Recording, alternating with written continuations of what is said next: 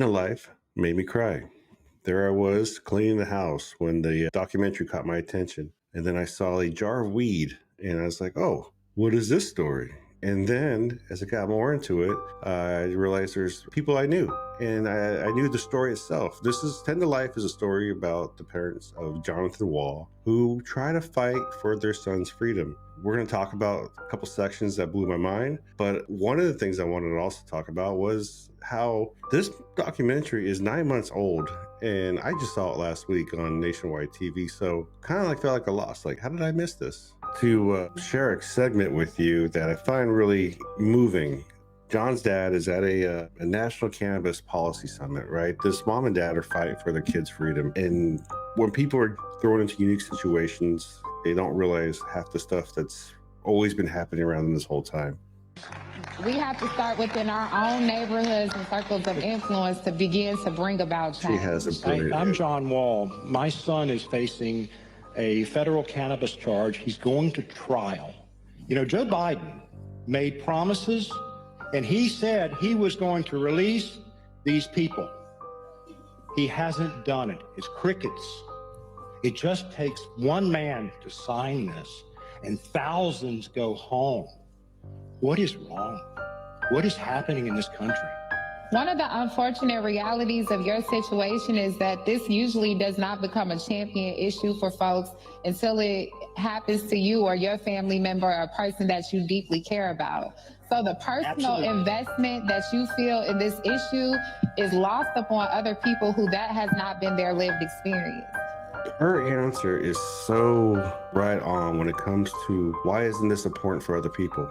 Over half my life, I've been hoping for reform. You know, we're so close with rescheduling, but these parents who've lived normal lives, try to do all the right things, raise good kids, and then one gets caught up doing what Glass House in California or Cookies is doing. Where is the justice? And that's what these guys are doing. That's what they're seeking. In this next section, it's John's mom.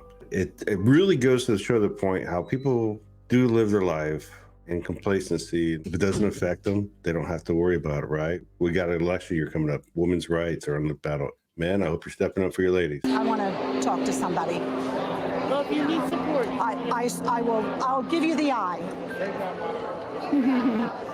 We know how we look. We know what we look like to the community that's been marked. You're still a mother and father concerned about your child. Well, but I also, as a result of this, my life has been forever changed. Yes. And we are not here advocating for just Jonathan. Obviously, he's our son. That's a great point. Mincy Wall has, I hate to say it, for lack of, been awoken by the reality of what is out there. Like, people laugh when I say this is a one voter issue that will be for everybody, but this is. And this is fairness. It's not a black, white, and anything issue. It's just fairness to be an American. Like I said, my friends are in this. To my extreme pleasure and abundance of pride for the work that these do for Freedom Grow, I want to introduce you to Stacey Theus. That was her name years ago. I forget your last name again now, honey. I'm sorry. She went back to her maiden name. But let's check it out. That's how that happened. I didn't learn that in school. I didn't know to go to educate myself in that fashion. This is the cannabis. A lot of people don't realize that people are still going to prison for cannabis.